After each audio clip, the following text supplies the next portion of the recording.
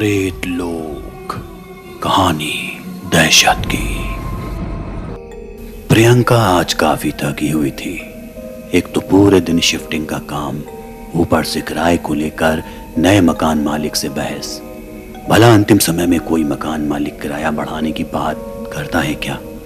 चलो फिर भी इतना ढूंढने के बाद शहर में एक अच्छा और किफायती मकान तो मिला। यही सोचते हुए प्रियंका बाथरूम में नहाने चली जाती है।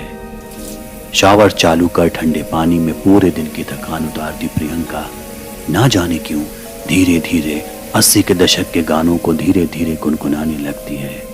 वैसे तो प्रियंका काफी मॉडर्न, एडवांस और एनर्जेटिक लड़की है, लेकिन आज उसका मन एकदम शांत और थोड़ा उदासी भरा था। शायद घर से अभी अभी लौटने का गम उसके दिल के किसी छोर में दबा बैठा था।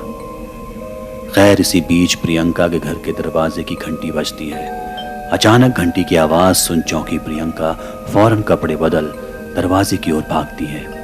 दरवाजे पर दूध वाला प्रियंका की राह देख रहा था। जैसे ही प्रियंका दरवाजा खोलती है, दूध वाला तपाक से बोलता है, नमस्ते मेम साहब, मैं किशन दूध वाला इलाके में दूध सप्लाई करता हूँ। कल से आपके यहाँ भी शुरू कर दूँ। दूध वाला भले ही प्रियंका को ना पहचान रहा हो, लेकिन प्रियंका उसकी रग रग से वाकिफ थी। किशन दूध वाला एक नंबर का मौका परस्त इंसान था। जहां शहर में नए लोगों को देखता तुरंत उन्हें मोल भाव कर लूटना शुरू कर देता। कभी मजाक में भी कोई उधार या प्लास्टिक की पन्नी मुफ्त मांग ले तो मुंह फुलाकर 9-2-11 हो जाता था। खैर, प्रियंका के घर के दरवाजे पर खड़ा किशन प्रियंका के जवाब का इंतजार कर रहा था। प्रियंका कुछ बोलती इससे पहले ही उसे याद आया कि बाथरूम का नल चालू है, गीजर भी ऑन है। हे भगवान, एक तो वैसे भी इलाके में पानी की किल्लत, ऊपर से मेरी यह हरकत। ये सोचते हुए प्रियंका फौरन बाथरूम की तरफ रवाना होती है।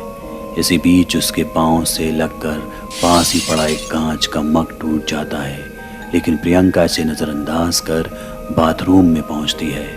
पर ये क्या, नल और गीजर दोनों पहले से ही बंद थे। हांफती हुई प्रियंका दोबारा दरवाजे पर आती है और देखती है कि किशन दूध वाला वहां से जा चुका था। वो सोचती है कि कोई बात नहीं, वो कल उससे दूध सप्लाई की बात कर लेगी। लेकिन जैसे ही वो दरवाजे की ओर मुड़ती है तो देखती है कि पास ही लगे स्टैंड में दूध का एक पैकेट और कुछ खुले रुपए रखे हुए थे। देखकर ऐसा लग रहा था कि जैसे किसी ने दूध वाले को पहले पैसे दिए हों, फिर उससे दूध का पैकेट लिया हो और बाकी बचे खुले पैसे दूध वाले ने उसे लौटाए हों। इन सब को नज़रअंदाज कर जब प्रियंका घर के अंदर लौटती है तो देखती है कि कमरे का फ्लोर एकदम से साफ था। यहाँ तक कि टूटे हुए कांच के मग के टुकड़े भी फ्लोर से गायब थे। प्रियंका के दिमाग में कई सवाल थे, लेकिन जवाब एक भी नहीं। खैर, अब रात हो चली थी। प्रियंका जहाँ रहती थी वो इलाका दिन में जितना गुलजार था, रात में उतना ही सुनसान। गहरा घना अंधेरा, झींगुर की आवाजें और डरावने सन्नाटे के बीच धीमे धीमे गुनगुनाती प्रियंका कमाल लग रही थी। अब सोने का वक्त था। प्रियंका बिस्तर पर लेटी पूरे दिन हुए अजीबोगरीब घटनाओं के बारे में सोच रही थी। उसे शक होने लगता है कि इस घर में सब कुछ सामान्य नहीं है। ये सब सोचते सोचते धीरे धीरे प्रियंका की आंखें भारी होने लगती हैं और थोड़ी ही देर में वो सो जाती है। सुबह होती है, तीखी धूप प्रियंका के चेहरे पर पड़ती है और उसकी नींद खुल जाती है। समय लगभग 9:45 बजे। प्रियंका अपने ऑफिस के लिए लेट हो रही थी। वो फटाफट उठती है और तैयार होकर ऑफिस के लिए रवाना हो जाती है। कैब में बैठे बैठे उसे रास्ते में अचानक याद आता है कि जल्दबाजी में उसने घर की खिड़की, पंखा, लाइट, नल सब कुछ बंद नहीं किया है। और अब उसके जहन में मकान मालिक के ताने और उसका गुस्से से फूला हुआ चेहरा मंडराने लगता है। वो समझ जाती है कि अगर मकान मालिक को उसकी इस लापरवाही का जरा भी अंदाजा लगा तो वो उसे पहली फुर्सत में घर से निकाल फेंकेगा। बावजूद इसके वो ऑफिस का अपना सफर जारी रखती है। प्रियंका का आज का दिन काफी भारी था। सुबह की शुरुआत भाग दौड़ी से और फिर पूरे दिन क्लाइंट की मीटिंग और बॉस की डांट। प्रियंका अब घर लौटकर बस एक अच्छा बात लेना चाहती थी, लेकिन उसे डर था कि घर में पानी नहीं होगा, क्योंकि वो नल तो खुला छोड़ गई थी। प्रियंका जैसे ही घर लौटती है, वो घर के अंदर का मंजर देख हैरान रह जाती है।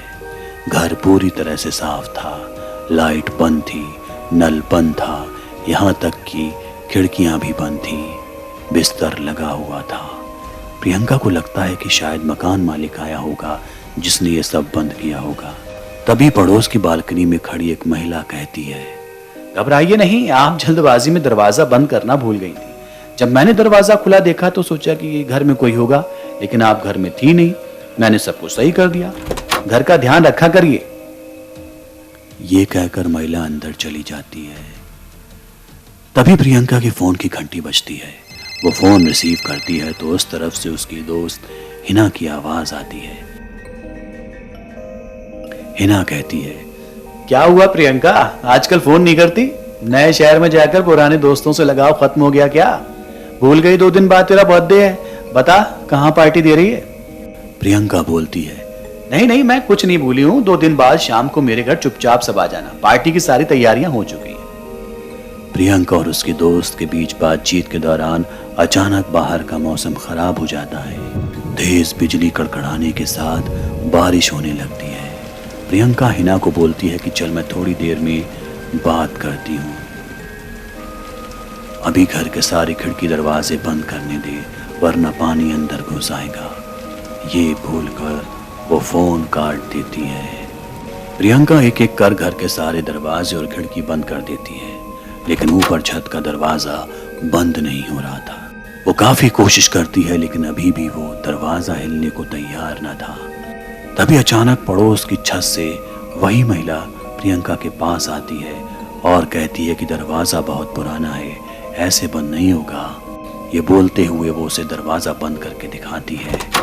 प्रियंका महिला की मदद पाकर बहुत खुश होती है। वो पूछती है, आपको कैसे पता कि इसे कैसे बंद करना है? इस पर वो महिला कहती है, मैं यहाँ पड़ोस में ही लंबे समय से रह रही हूँ, इस घर के बारे में मुझे सब कुछ पता है, मैं पहले इसमें रहा करती थी। प्रियंका महिला से बात कर बहुत खुश होती है और वो उसे अपने बर्थडे पार्टी में इनवाइट करती है, जिस पर महिला भी खुशी से हामी भर देती है, लेकिन कहती है कि दिन में मुझे काफ़ी काम होता है, अगर पार्टी रात में हुई तो वो ज़रूर आएगी। प्रियंका उससे कहती है कि पार्टी रात में है क्योंकि हम भी दिन में काम करते हैं। 2 दिन बाद बर्थडे आता है। प्रियंका के सारे दोस्त यार घर पर इकट्ठा होते हैं, लेकिन प्रियंका की नजरें अभी भी किसी और की राह तक रही होती हैं। दोस्त उससे पूछते हैं कि क्या हुआ, प्रियंका किसी खास के इंतजार में हो?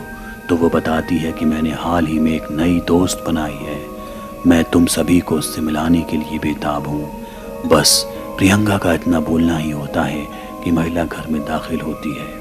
पार्टी के लिए पहले इतना लेट हो गया था कि प्रियंका बिना वक्त गवाए पार्टी शुरू करती है। लाउड म्यूजिक, डांस, खाना पीना, ढेरों सेल्फी, सब खूब एंजॉय करते हैं।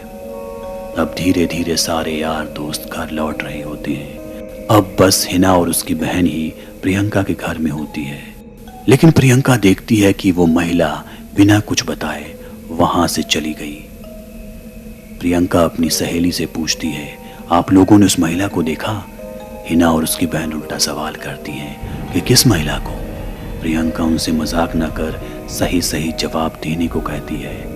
तब हिना और उसकी बहन उसे समझाती हैं कि पार्टी में कोई महिला नहीं थी, सिर्फ हम सारे ऑफिस के ही दोस्त थे। प्रियंका इस बात को मानने से सरासर इनकार कर देती है और सबूत के लिए पार्टी के दौरान मोबाइल से खींची सेल्फी दिखाती है, लेकिन उन सेल्फियों में देख प्रियंका खुद चौंक जाती है, क्योंकि किसी भी फोटो में वो महिला नहीं दिख रही थी, जबकि सारे दोस्त यार फोटो में मौजूद थे। इस घटना से परेशान होकर अगले दिन प्रियंका मकान मालिक के पास पहुंचती है और उसे सारी बात बताती है, लेकिन इसके जवाब में मकान मालिक जिस कहानी का खुलासा करता है उसे सुनकर प्रियंका के होश फाख्ता हो जाते हैं। तो क्या थी उस महिला की असल कहानी और कौन थी वो महिला, ये जानने के लिए सुनिए प्रेत लोक का अगला एपिसोड।